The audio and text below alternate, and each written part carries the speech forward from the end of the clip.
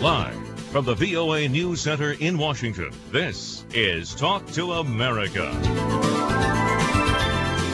Be a part of our worldwide forum. Call or email us now and join today's conversation.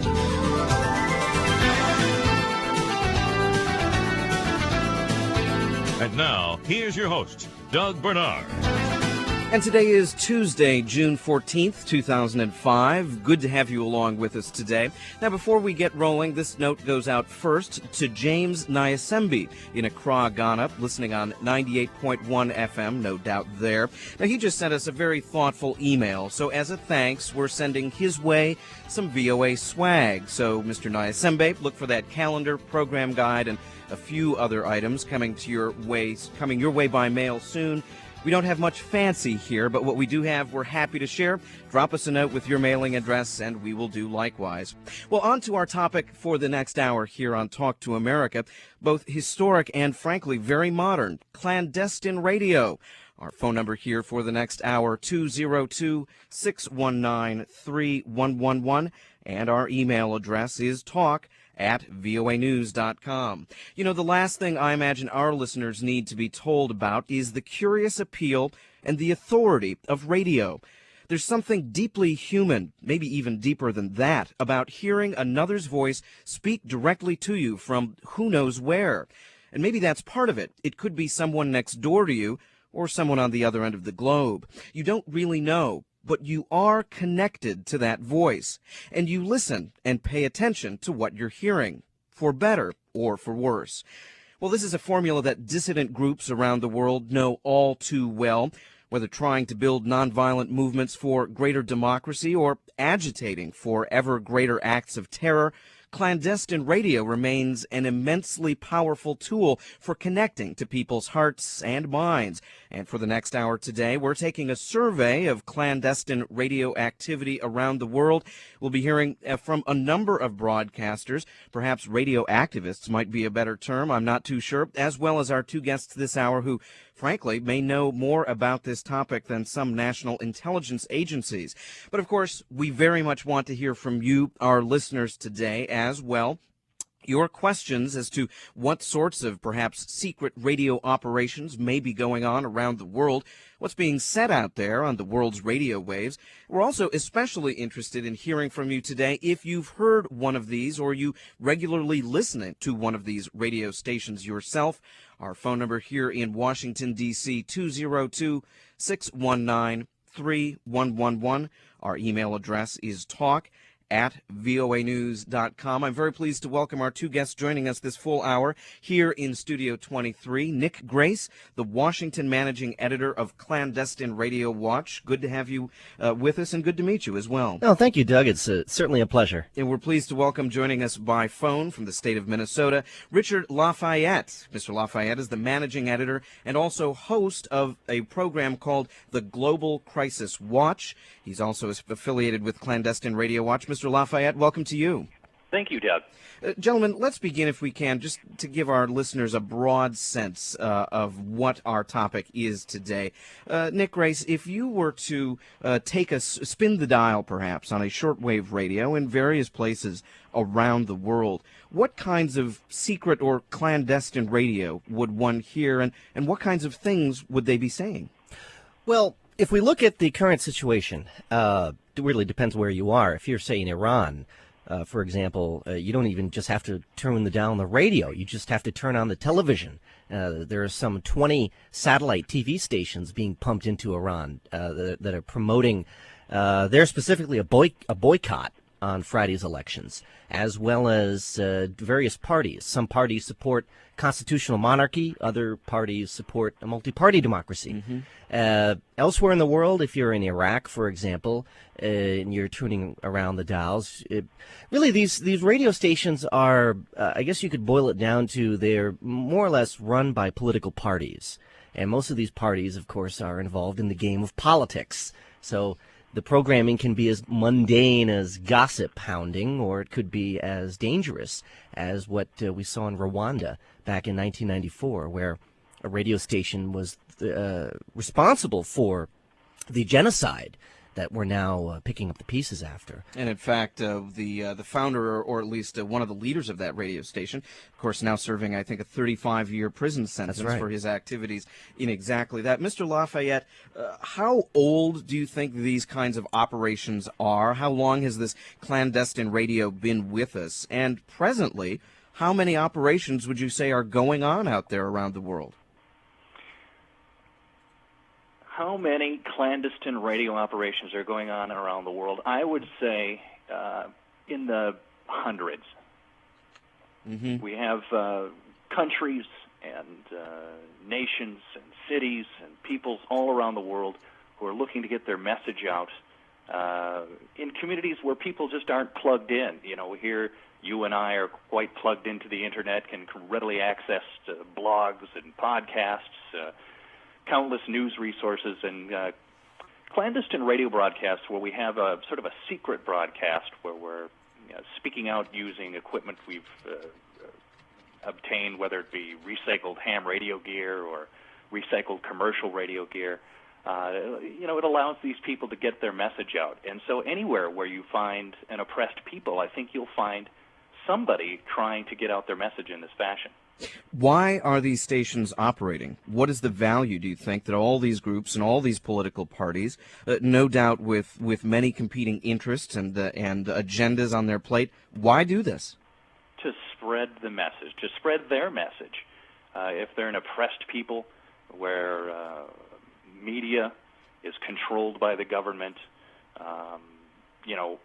certainly in areas where the message doesn't travel fast, in isolated communities, what works better than radio to get your message out? Nick Nick Grace, anything to add to that? Well, I think a good trend, an interesting trend, is that again, radio is although it's important in many parts of the world, like for example in Africa, a lot of this movement is being moved to the Internet as the world. The three of us may be plugged in, but 90% of the rest of the world is also plugged in. There are, for example, over 100,000 blogs in the Farsi language targeting Iran. Farsi is the third largest language in terms of blogging and internet websites, personal sites, that is, out there on the web today. So, and as a result, you are seeing that a lot of these groups are not only broadcasting on the airwaves, but here's an interesting example. During about 3 years ago in the Ivory Coast, in Cote d'Ivoire, the rebels who were taking over part of the country, the first thing they did was to set up a website, a multi-language website. So in the old days, it used to be the first thing that was done is seize the radio stations. Correct. Now the Internet may be obviously is an increasingly important tool, as is television, but of course radio remains. Well, some may call it subversive radio, others may call it activist radio. Our two guests this hour, Nick Grace and Richard Lafayette, have settled on the term clandestine radio. We're taking a look at the many operations that are going on around the world. We're opening our ears for the next hour here on Talk to America, taking a listen to what's being said and who's saying it out there around the world. Our phone number this hour, 202-619-3111, and our email address is talk@voanews.com. Well, Nick Grace, an obvious question is, you mentioned political parties, but in general, who are running these radio stations, these websites, these TV operations, and where are they getting the money from? Now, that's the $25 million question right there, and that's why the term clandestine is part of the definition. Many times, it's politics in general, whether you're in the U.S. or whether you're anywhere overseas. The Indonesians have a great example when they look at their political situation, and that is to look at it as a shadow puppet performance. You may see the shadows on the screen, but you're not always sure who is the puppeteer, who is pulling the strings. And in many of the same ways, it goes for these radio stations. So you may hear an interesting radio station that may not be making so many waves. The programming may be boring. It could be exciting. Well, it could very well be supported by the British intelligence, Iraqi intelligence, or Iranian intelligence, or even Washington itself, covertly. And Richard Lafayette, is this part of perhaps the power or the use of this clandestine radio, the fact that you can listen to it, you can perhaps watch it or read or hear on the internet, but you're never really sure exactly who it's coming from or where it's coming from? That's something to weigh, is the fact that you don't know who it's coming from or where it's coming from. Certainly, the more you hear from that broadcast, be it online or over the air, the more credence it'll have, the more credibility it'll have with you, perhaps. So, I mean, I guess perhaps let me just take it a different way. Is it better perhaps to sound like a secret station, a station that perhaps is moving about in secret, broadcasting from in secret, or do a lot of these clandestine broadcasters intentionally want to sound as professional as possible? In the broadcasts I've heard, I think that, they want to sound professional, but I think that they are just people trying to get their message out. It's mostly spoken word interviews and talk and things of that nature. If I could add something, an interesting trend that I have seen is, and the Iranian example is a good one. You have had radio stations run indigenously, run clandestinely from inside of the sovereign territory of Iran. People are risking being arrested. They're risking torture. They're risking their family's welfare to make these broadcasts. Yet there are hundreds, perhaps thousands of Iranians in the diaspora in California and in Europe and elsewhere who are broadcasting into the country, telling people, for example, telling the listeners to take risks. Turn out your lights on Thursday night to send a message to the mullahs that you will boycott the election. It's a great example. When the broadcasters themselves are not putting themselves in a position to take the same risks that they're encouraging their listeners to take. There's been a lot of criticism internally, but that's whether it affects the listener or plays a role in how the listener approaches these stations, right. Who knows? But it does play a role, certainly, in the internal politics of exile groups. Well, whether within a nation or without, clandestine radio has been around probably as long as radio itself. It's our topic today on Talk to America. Our phone number for our guests, Nick Grace and Richard Lafayette, is 202-619-3111, and our email address is talk@voanews.com. Gentlemen, to our first caller, John is joining us from here in the United States, as a matter of fact, from the state of South Carolina. John, thanks for calling. You're first up on Talk to America. Thank you, Doug. I come from a country where we have a conflict going on, so I have some observations. The Maoist insurgents in Nepal have been using clandestine radio for some time now. Basically, these broadcasts are on FM bands. These transmissions are not regular and beamed from mobile transmitters. Usually they are one-man operation. I'm sure Nick's organization has tracked them down. I'd like to know if he has more information on it. Nick Grace, John, thank you. A terrific question. And before you go, I'm just curious, have you ever heard one of these stations? And if so, what do you hear? What do they sound like?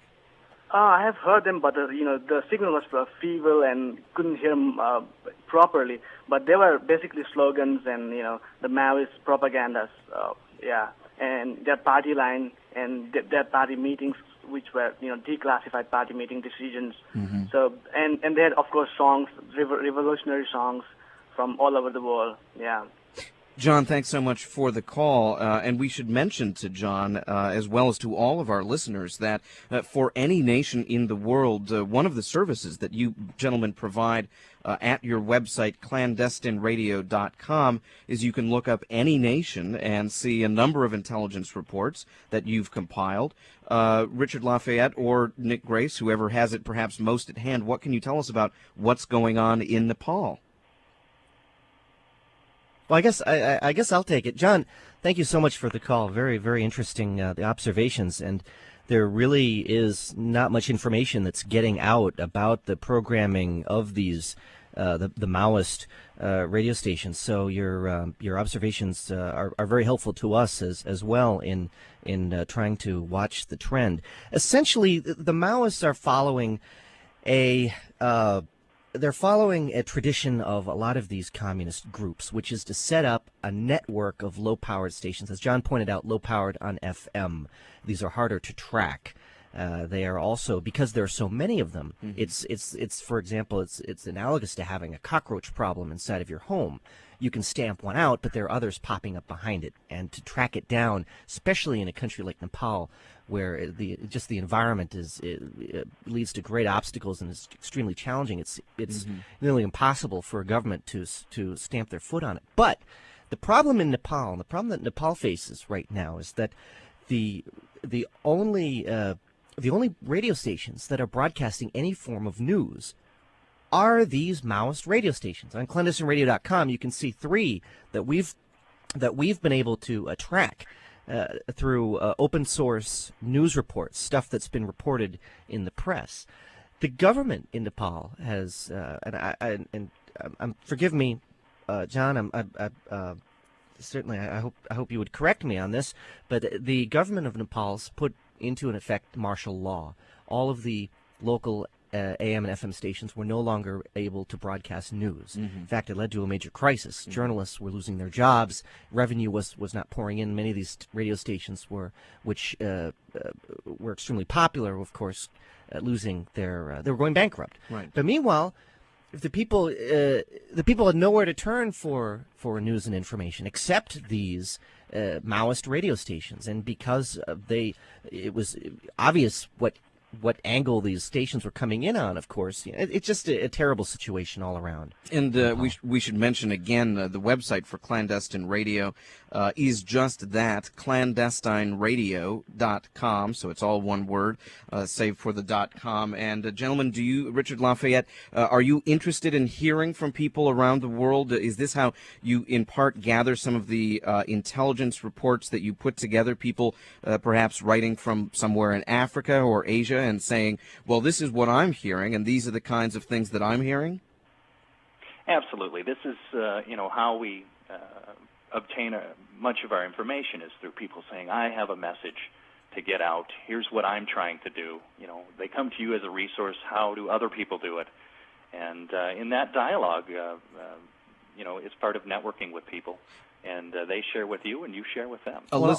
If I may, just briefly, a listener in Iran sends us an email, was very curious about what you were talking about earlier, Mr. Grace, about a number of broadcast operations, both within Iran and notably without, including TV operations.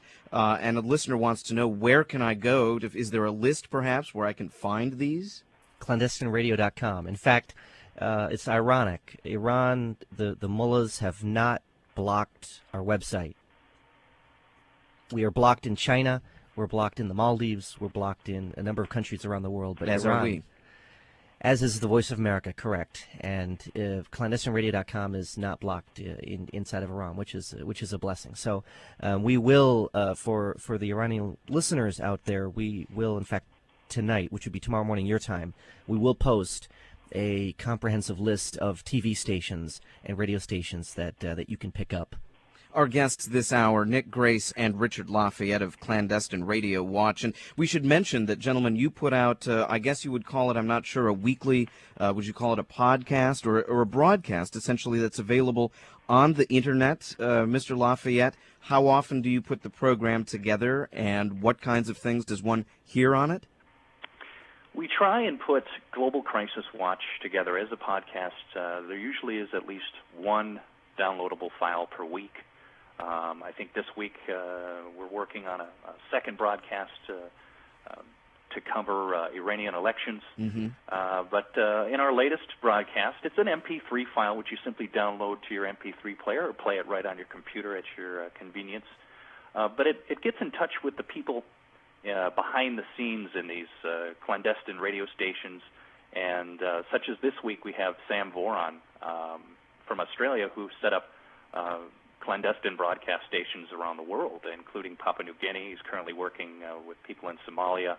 And just visit clandestineradio.com and look for the Global Crisis Watch links over on the right-hand side of the page. And we will be hearing from some of those broadcasters that you mentioned, those working on these kinds of broadcasts a little later in our program.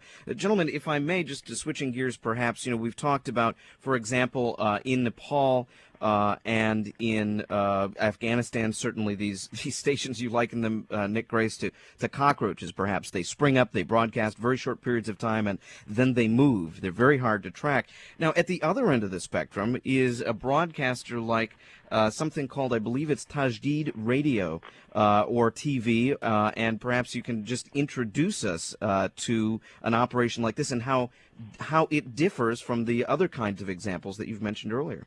Well, excuse me. Tajdid Radio targets the government of Saudi Arabia. It is run in exile, as many of these stations now are. And because it broadcasts in Arabic, few people have, other than those who speak Arabic, of course, but few people, say, in the mainstream press in Europe or in the United States, have paid any amount of attention to this broadcaster. The founder of the organization of Tajdid, it's in Arabic, it means renewal, essentially, and it promotes the renewal of Islam. Mm-hmm. We would call it, and this is not meant to offend anyone, but we would call it Islamism. Not so much as Salafism or Wahhabism, but just Islamism in general, going back to a very strict interpretation of Islamic doctrine. Now, the scary thing about the station is that, and Doug, as you mentioned earlier, you asked who are behind many of these operations. Mm-hmm. The man who was behind this operation is broadcast on satellite, on a French satellite. He has ties to Al-Qaeda and Osama bin Laden specifically. The satellite phone, that bin Laden used to coordinate the embassy attacks in 1998 was provided to him by this fellow, Mohammed al-Masri, his name is. Now, the interesting thing about the station is it is now under investigation by the British government, where it's based, for spewing out hatred against Westerners, non-Muslims, kafirs, they call them. Mm-hmm. And in addition, there was a raid on their studio while it was live on the air. Well, in fact, we have a bit of audio. This is a bit of audio of the raid that occurred at Tajdid. And again, this is Radio Tajdid operating completely in the open in London, England, despite the connections that you point out, Nick Grace. This is a bit of audio that appeared in your program, Global Crisis Watch. Let's take a listen to a raid as it actually occurs.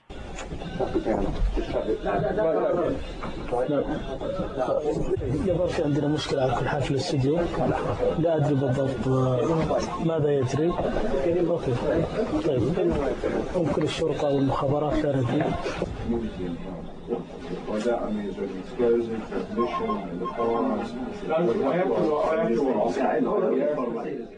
You can hear it goes on like this. You can hear, obviously, they're trying to continue some form of broadcast, Mr. Lafayette. You can hear the police in the background speaking very clearly. Turn the cameras off. Turn that off. Is this common in these kind of clandestine operations, that authorities know about them and know about them so much that, in fact, they move on them? Well, they try to. But I think this is a rare instance where you can actually listen live as authorities raid broadcast facilities. Usually many of these clandestine broadcasts are, mobile or hidden, and, locating them is difficult in many instances. So they may, and then in instances where for political reasons they're not able to do anything about the broadcast, they'll just try and jam the broadcast with their own equipment. Such as in Zimbabwe. In this instance, where we have direct links to criminal activity alleged, to a station that would otherwise normally be broadcasting legally, it's a distinct possibility where you could be listening and catch something like this. Otherwise, I would call it a rarity. Broadcasters can use, or narrowcasters perhaps, can use the forms of radio, TV, the internet to advance their cause and ideas, be it non-peaceful democratization perhaps, or even in the case of others of expanding terror. Today on Talk to America, we're taking a look at all the various uses, clandestine radio, as our guests refer to it. And now, just in a moment, we will be joined by Jerry Jackson, who's the founder of a clandestine radio operation as well. So more of our program and more of your phone calls and emails coming up in just a moment. You're listening to Talk to America on the Voice of America. Stay tuned.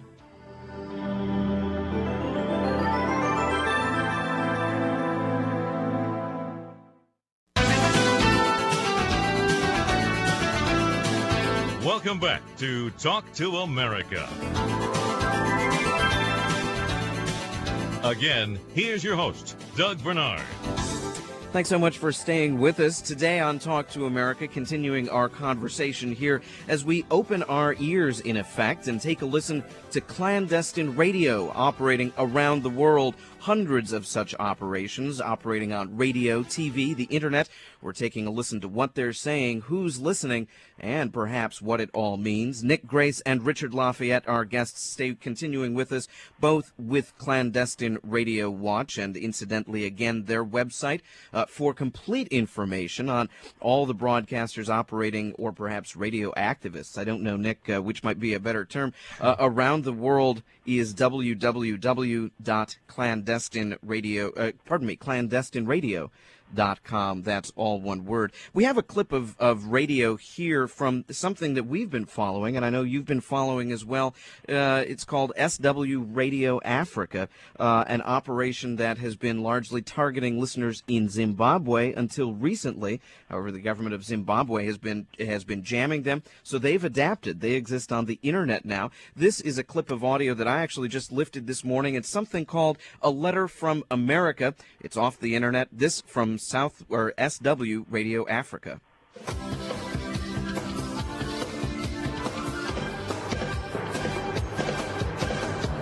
We bring you our very own letter from America. Stanford Mukasa is a journalism professor and a member of the Action Group of Concerned Zimbabweans in North America. Every week he'll be giving us his views and opinions on issues in Zimbabwe. The failure of the mass stay-away last week may well have signaled the end of the opposition movement as an effective force, at least in the short term, in Zimbabwean politics. This SW Radio Africa, which can be found on the internet, and we are joined now by the founder of SW Radio Africa, Jerry Jackson. Ms. Jackson, thanks so much for taking some time with us today. Tell us about SW Radio Africa and why it is you do what you do. Hello, Doug. Well, first of all, we don't think we're clandestine. We think we're just producing real radio that should be on air in Zimbabwe today. What happened was independent radio has never been allowed in Zimbabwe or Rhodesia before it. But in 2000, I challenged the government's monopoly of the Broadcasting Act and won the legal right to set up the first independent radio station, but it was shut down at gunpoint after 6 days. So sadly, it was clearly not going to happen. So we had no choice but to set up offshore, and we looked regionally. The regional countries were very pro-Mugabe, very reluctant to be seen to be opposing him, so they wouldn't host us. So we unfortunately had to come to Britain. Not our first choice. So you are doing still your operations from Britain. You're speaking to us from Britain now, but still trying to target broadcasts into Zimbabwe. But as these things work out, here's an email from somebody listening in Zimbabwe right now who has heard of SW Radio Africa and simply says, "I can't hear you anymore. What's going on?" Well, about 3 weeks before the elections at the end of March, they started jamming our shortwave broadcast. We hear that they used Chinese equipment. And funnily enough, 2 days ago, we spoke to a woman who's married to one of the military guys who was sent to China to study how to jam us. Apparently it's being run by the military. And they were successfully jamming us, and we moved on to multiple frequencies. We found they could jam 3 frequencies, so we moved on to 4. And we got around it over that critical election period. And listeners could hear us, they could find us. But we couldn't financially afford to continue doing that. So now we're on the internet and on our medium wave option, which started again recently, but sadly doesn't cover much of the country. It only covers the southern part of Zimbabwe, so most of our listeners cannot hear us. Very quickly, you must have an internet site that listeners could go to? www.swradioafrica.com. And Ms. Jackson, does SW Radio have perhaps a political agenda? You said that the term, for example, clandestine radio. Well, that doesn't really fit in your case. What is perhaps the agenda or the motivation behind SW Radio Africa? The motivation is to allow Zimbabweans to hear what's going on in their own country, to be a backup to the fledgling democratic movement. That's all we want. We don't care if Donald Duck runs the country. In fact, he'd be a lot better than what we have now. But we just want democracy in our country. We want people to finally be free. They were independent in 1980. They are still not free. Jerry Jackson, thanks so much for the time today. Jerry Jackson, founder of SW Radio Africa. And again, very quickly, Ms. Jackson, and I see more calls coming in here, but for listeners in Zimbabwe, they can find you where? www.swradioafrica.com and on medium wave 1197 kilohertz. Jerry Jackson, thanks so much for the time today. My pleasure. Thank you. Richard Lafayette, how often do these broadcasters, one, consider themselves operating perhaps clandestinely? I mean, is there a breakout? Do more of them try to operate in the open rather than in secret? Well, I think in many instances they are speaking out in the open. They just, they're a new voice with no funding, and they just want to get their message out. They may not consider themselves clandestine. We're in many parts where they risk arrest for speaking out against the government. In those instances, they are. But, a lot of times it's just such an impoverished area, or there's just no funding. They manage to get on the air, and, they have a legitimate right to be there. Nick Grace, are there areas of the world or perhaps languages where one tends to find a whole lot of this kind of activity? Well, during the Cold War, you could hear it in practically every language on the planet.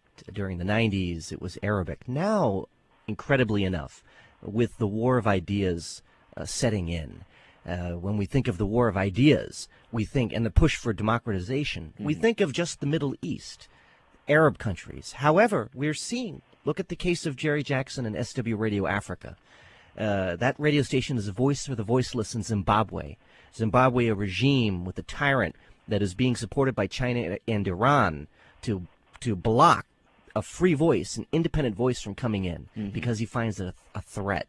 That right there is the war of ideas. Jamming our voice, incidentally, as well as throwing our journalists out of the country. That's right. We're simply not allowed to operate in that nation. You mentioned activity in Africa, pro-democracy, this group operating in the open. Of course, though, as you gentlemen well know, it's happening around the world. So we're going to move to another part of the world now. We're joined on the phone by Kongbang Nguyen, who is an activist with something called the Hoa Mai Club.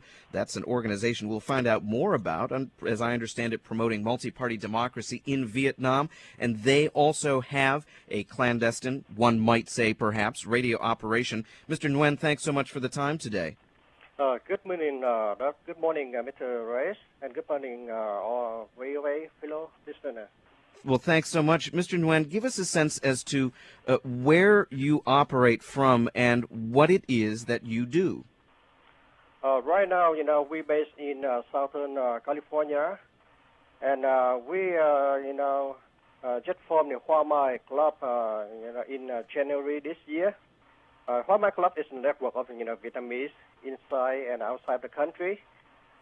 We committed ourselves to help restore democracy and human rights in Vietnam. And we have two radio programs, one for the Internet, start in February, and one software program start in May. So you're operating on shortwave and on the Internet. Briefly, what is that Internet address? The Internet address is nvnp.org. That's for the English version, and in Vietnamese, that's hoamai.org. And Mr. Nguyen, how do listeners find you? And what kinds of things do they hear you or your guests or your programs talk about? I think this is a big help from the Vietnamese networking. There are a lot of websites for promoting democracy in Vietnam. and we helping each other. So they put a link to our website to the most popular website like SaigonBound.com. So people then they visit the other website and they see something new, so they come to our site. And we also send direct email to Vietnam and all over the world, and asking people to help us spread the news about the forming of Hoa Club, as the forming of the radio program as well. So through that we have the response from the inside Vietnam very quick. Kong Ban Nguyen, how are you funded? And what is it that you're wanting ultimately to accomplish through the use of these shortwave radio broadcasts and your internet presence as well? At this time, we our funding come from direct donation only because we still very new. So we want to spend at least 6 months or a year before we calling for the help from other maybe NGO firm who could support the pro-democracy movement in Vietnam. So right now it's still private donation. For the goals, we have 2 goals. Goal number 1 is to campaign for the new constitution, with respect the principle of democracy and human rights, which allows representatives from all political parties to run for office. We believe a free and fair election in Vietnam is a must for a multi-party system, which people they demand right now. For the goal number 2 is to set a foundation for a free and a new Vietnam, which could promptly respond to the people, aspiration. If you visit the website of the Vietnamese website, you can see a lot of people demand for the new society, the new country of Vietnam, because I think they fed up with the corruption in Vietnam. At this time, they cannot stand anymore. So, but they want to change, but they don't know how. So, what we offer is the political solution for Vietnam.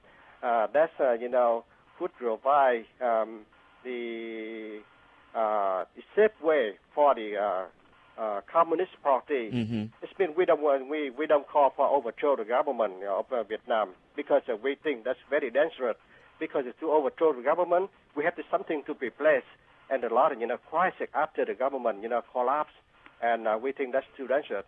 The problem is the Communist Party control the whole system government, control the army, the government, the police, everything in the country. And we want to, democratize the whole, government system and, have other party to join the government. In that case, everybody have to come, compete to do the better job. That's our goal, at this time. Well, Mr. Nguyen, thanks so much for the time today. And again, your website?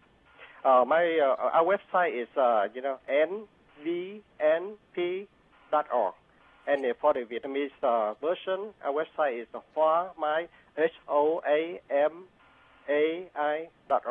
And I think Mr. Reyes he know very much about what we're doing right now. So again, thank you very much for giving me an opportunity to introduce our work. And we hope that we will have another chance to share, our commitment to democracy and freedom. Well, thanks so much for the time and your efforts as well. Oh, thank you very much. Thank you, Mr. Reyes. Yeah. Kong Ban Nguyen, a activist with the Hoa Mai Club, a organization that's working to promote multi-party democracy in Vietnam, doing so by the use of radio and the internet. Richard Lafayette, here we've just heard from 2 broadcasters, essentially 2 people who are committed to seeing peaceful, nonviolent change, neither of them saying they want an overthrow of government, both of them just saying they want more openness in government. When you look at the overall range of clandestine radio, how would you say it breaks down in terms of how many generally are working for these kinds of peaceful democratization, nonviolent goals, and how many are working on the other side, working to promote perhaps even greater acts of terror? In my experience, the majority, almost all broadcasts are seeking peaceful change. People as part of human nature, just want to communicate to achieve change. They, anywhere there's an oppressed people, it's usually due for a lack of people to speak their minds, and a lack of people, people are denied the opportunity to vote, to decide for themselves. And most broadcasts are based upon that. There's a very small number that are broadcasting. You might be able to count it on one hand. Well, here's, I think we've already spoken, perhaps, about one of those broadcasters, but one of our listeners, in this case, Amir Soleimani, listening in Iran, not all of our listeners give their names, but Amir does, who writes this: well, if it's evident that clandestine radio does not provide listeners with accurate and trusted news bulletins, how come they're allowed to use modern ways of spreading their message? And Nick Grace, he uses the specific example, Al-Tajdid is a great example. It can be easily accessed via the Hotbird satellite. How do the managers negotiate with directors of Hotbird, a satellite, when we've seen, for example, any number of other broadcasters, Al-Manar, I believe, and others, taken off because of connections to possible terror groups? Well, and not just connection to possible terror groups. Right now, Eutelsat Hotbird, the French company that broadcast Al-Manar, the voice of the Hezbollah, as well as Radio Al-Tajdid, are also broadcasting a pro-democracy radio program to China called New Tang Dynasty TV. And the Chinese government, the regime in Beijing, is pressuring the French government to take it off the air. And it looks like the French government will, unfortunately. So these companies essentially want a profit. They have airtime to fill. It's like a landlord. You own property. Well, you don't want it to be empty. You want to rent it out to people. But I don't think I don't think that we should walk away from this thinking that all information on these radio TV programs are not credible because they have a bias. Everything has a bias. Myself sitting here trying to sound objective, I have a bias. Doug, you have a bias. Richard has a bias. Our listeners have a bias. It is impossible to separate that. But you as a listener, in a country, say Iran or Zimbabwe or Vietnam, where the media is state-run, there is no independent media there. Who do you turn to? And in many cases, it is because of the sacrifice, financially and time-wise, of these exiles to put these radio programs on the air that an alternative is provided to the people inside of the country. So I think that's extremely beneficial. Here's another email question, a caller wanting to know, and I don't know that this is true, Richard Lafayette, why are so many of these stations operating from within the United States? Perhaps a reference, I'm not exactly sure, to some of the Persian language TV broadcasts, satellite broadcasts being aimed at Iran, but perhaps in a more general sense, are a lot of these groups operating either within the United States or, Mr. Lafayette, do we know, are any of these broadcasters operating with the assistance of the U.S. government? I can't say for a fact that there are many broadcasters, if any, that have the support of, financially of the U.S. government. Certainly, any time somebody is looking to spread, freedom and democracy, you certainly have the support of, the United States. But whether that's financial or not, I couldn't say. Are there, Nick Grace, a lot of broadcasters working in the United States? And I guess the second question of that is, are some of these broadcasters, are they all aimed at other nations and other people around the world, or are some of them actually aimed at people living right here in the U.S.? Doug, that's a good question. Many of these programs are also aimed at the local communities. In fact, most of these Iranian TV programs did not start out to broadcast into Iran. They started out to broadcast to the community. In Los Angeles, for example, there is a large Iranian community, and they have businesses. Well, good way to get advertising, a good way to promote your business is through media in your language. So that's more or less how that began. But in talking with a lot of people who are trying to promote democracy, whether it's in Gambia or Vietnam or even Iran, I've asked them, what made you start this here in the U.S.? Why don't you see so many of these in Europe? And what they have told me is that because here in the U.S., they and I don't want to sound as if I'm trying to be rude about this or too patriotic, but they see the democracy that we have here in the United States, where you can be a Michael Moore and totally disagree with the president. You can put out a movie, your own quote-unquote documentary. Even the word documentary is debated, but you can put out your own movie to try to affect an election of the president, and you make money on it. You're treated as a celebrity. You're not thrown in jail. That alone, not that specifically, but just that people can do that here in the United States.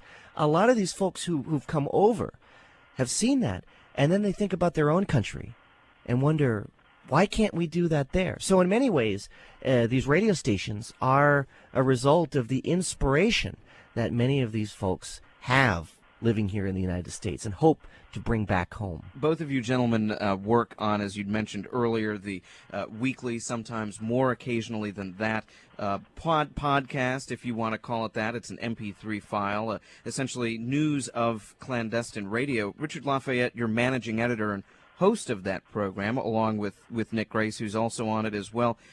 I'm curious, do you know who is listening to these broadcasts or these podcasts, and perhaps why they might be listening? Well, I can certainly tell you in many cases who. And, it's just part of using the Internet. Every time you do something on the Internet, you're leaving a little electronic fingerprint of your computer being there. And by examining the access logs, we can certainly see where in the world people are coming from. Mm-hmm. And, it's usually peaked depending on the topic. You'll see additional hits from a given area if the topic is of interest to them. Any intelligence services perhaps also listening in? Absolutely. Intelligence and media services all over the world. You're very fast with that answer. I've looked. 90% of intelligence, we look at the CIA or MI6 or whatnot, and we think of the James Bond spies. No, and in fact, 88 to 90% of all intelligence is open source. It's from newspapers, foreign language broadcasts. That's where it comes from. The image of a spy in a bar and drinking his beer and going out and doing whatever is false. It's the spy today is a man who sits down reading the newspaper in the morning. So we're all spies. Open source intelligence perhaps says it all. Nick Grace and Richard Lafayette do exactly that, taking a look at who is saying what out there using radio, TV, and the Internet. You can find much more at their website, clandestineradio.com, as well as exploring the question, what one learns from listening to all these broadcasts as well. Gentlemen, thank you both very much for joining us today. Thank you, Doug. We are out of time. Thanks so much to all of our listeners as well for joining us today. We will be back with you again tomorrow at 16 hours Universal Time. We hope you will as well. And until then, be well.